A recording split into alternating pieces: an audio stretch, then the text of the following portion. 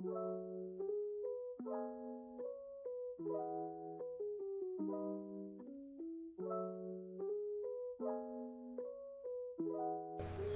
day, everyone! Welcome to the podcast series titled, I Am Ready. I am Elaika Amcelis, your podcast host for this segment. Kumusta kayo mga ka-DRRR? I hope maganda ang mga araw nyo ngayon. It's now dry season. According to Pag-asa, we do not have summer season. The two seasons we have in the Philippines is warm and dry. So anong balak nyo sa season na to? Oops, bawal pala lumabas. We are still under quarantine. So stay safe muna sa mga bahay habang nakikinig sa podcast na ito. So podcast and chill muna mga viewers. At hindi lang ako ang kasama nyo ngayon sa podcast na ito. May mga kasama tayo iba today. So kindly introduce yourself, guys.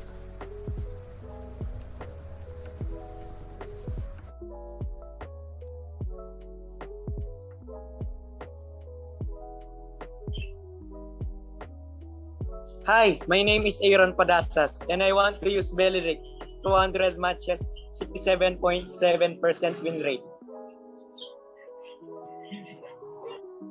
Hello everyone, my name is Mano Malonzo. I hope you will like our podcast for today. Hi, I'm Rodney David. I'm Stanner, 17 years old, living in Magalang, Pampanga. Naniniwala sa kasabihang kapag luto na yung kanin, pwede mo na akong ulamin. Hello everyone, I am Janelle Manantkil and I hope you'll enjoy our podcast and you'll learn something new. Hello, I am Aral Jan and Pamituan. Hope you enjoy also the broadcast and learn. Thank you. So mukha kayong excited, guys, ha? Ano ba napipil nyo ngayon? Di mo sure, friend. Di mo sure. So, without further ado, let's proceed to our topic that we're going to talk about. So, this is the concept of disaster. What is disaster? Are you aware of this event? Are you ready in case this happens? This podcast has a purpose to introduce to you this important kind of circumstance. We will give you an overview what disaster is. So, as start, Aaron, can you share an experience na nagkaroon ng disaster sa inyong lugar? Yes, Elaika. Yung nangyari nung second week ng November about sa bagyong Ulysses. So, sobrang lakas ng hangin, yung ibang bubong namin sa may bandang kusina, medyo natanggal. Yung antena ng internet din namin, natumba. Halos 2 weeks kaming walang internet. Tapos, simula nung bagyo, 2 days din halos na walang power nun.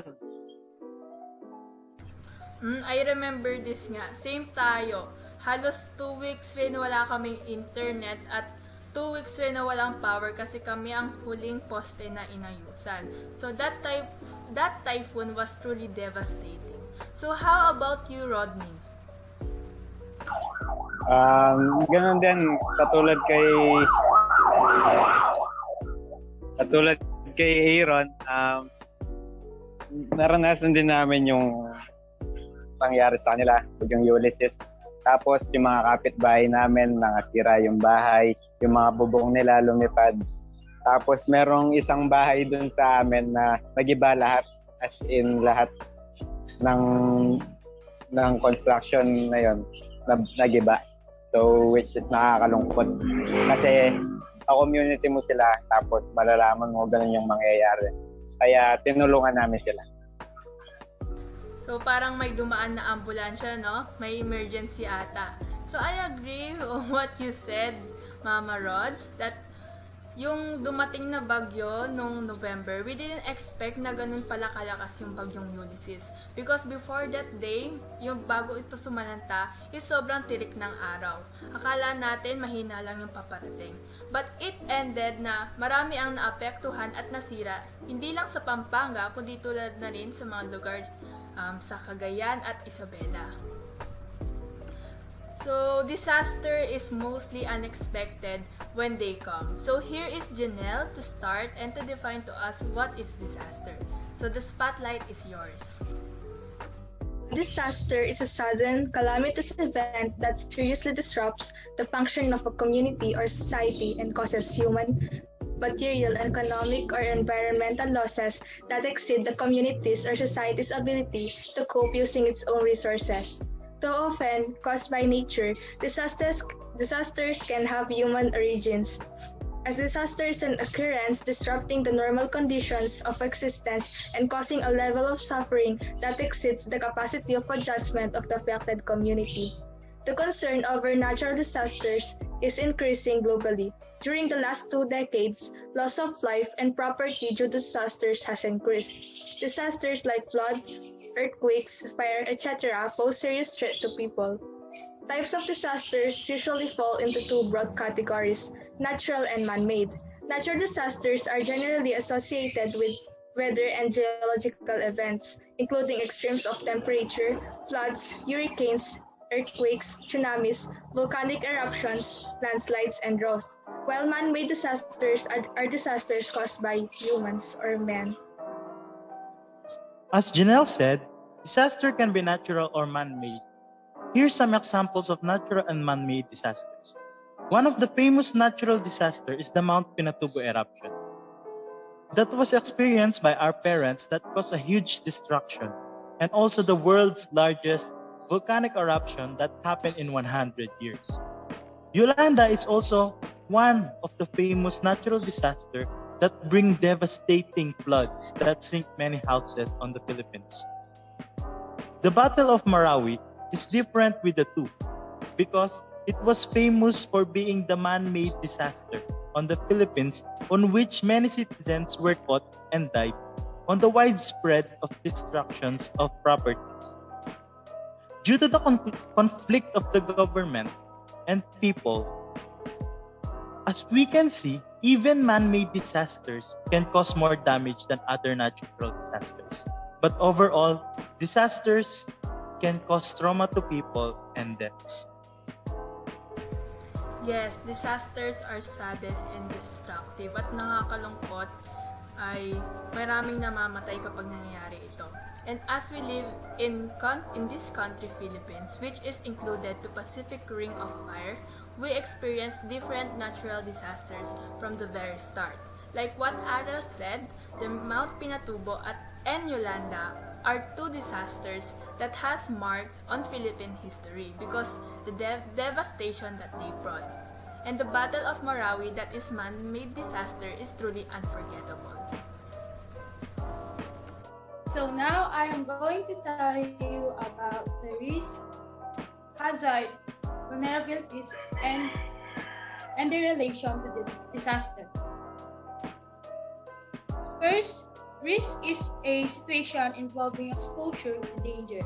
A hazard is defined as a dangerous phenomenon, substance, human activity, or condition that may cause loss of life, injury, or other health impacts, property damage, loss of livelihoods and services, social and economic disruption, or environmental damage, while vulnerability is the characteristics and circumstances of community, system, or asset that make it susceptible to the damaging effects of a hazard. In short, hazard is a potential source of harm, while vulnerability is the quality of being easily hurt or attacked.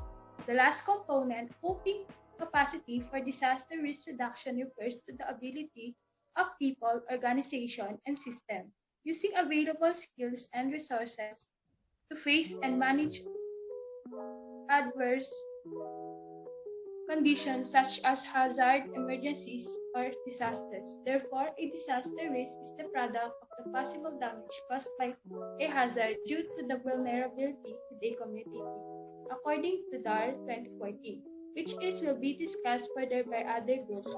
Hence, high level of hazard vulnerability may cause high risk and lead to disaster.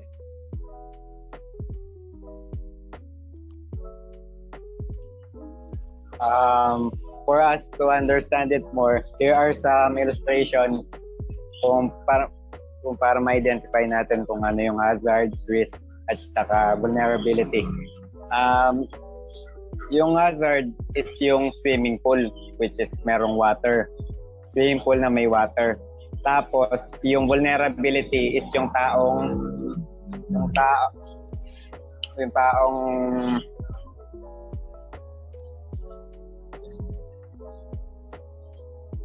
hindi marunong lumangoy. Yung magiging risk nun is pwedeng malumod yung taong hindi marunong lumangoy. So, yan. Tapos, next example is yung gasoline station. Yun yung hazard. Yung vulnerability naman is yung mga taong nagsisigarilyo. Kapag yung taong nagsisigarilyo na sinindi nila yung sigarilyo dun sa gas station, magkakaroon ng risk na umapula yung tunog dun sa gas station na yun. Tapos last example is yung kapag nagda-drive tayo ng sasakyan. Pag nagda-drive tayo, di ba, dapat tingin lang sa daan. Yung nagda-drive yun yung hazard. Tapos yung vulnerability, yung mga taong nagte-text while driving. Magiging risk noon ay yung taong yon na nagda-drive kasi hindi siya nakafocus sa daan. Yung risk doon magkaka-aksidente. Gets nyo? Sana ma-gets nyo. Thank you. So as we can see, that disaster are seen as the consequence of inappropriately managed risks. So these risks are the product of a combination of both hazards and vulnerability. Yes, press. Disaster is an event, man-made or natural, sudden or progressive, causing widespread human, material, or environmental losses, which exceed the ability of the affected community to cope using its own resources. Natural hazards are hazards which are caused because of natural phenomena. Hazards with meteorological, geological, or even biological origin. Example of natural hazards are cyclones, tsunamis, earthquakes of natural origin. Man-made hazard. Man-made hazards are hazards which are due to human negligence. Man-made hazards are associated with industries or energy generation facilities and include explosion, leakage of toxic waste, pollution, dam failure, wars, or civil strife. Kagaya nung example ni Rodney kanina. Thank you guys for sharing your knowledge, experiences, and insights to us.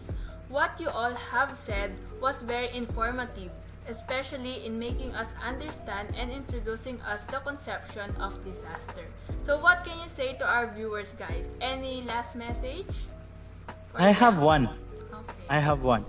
Knowing about the concept of disasters, we are able to prepare ourselves on the upcoming disaster, or even prepare our minds on the unpredictable disaster like earthquakes and etc. So thank you, Arel. So to close in, natural disaster and man-made disaster has a lot and big effects to people and to livelihood. The good thing to us Filipinos is we are resilient. No matter how many disasters we face, we still smile and get up from what we are going through. So resiliency is one of the marks of Filipinos.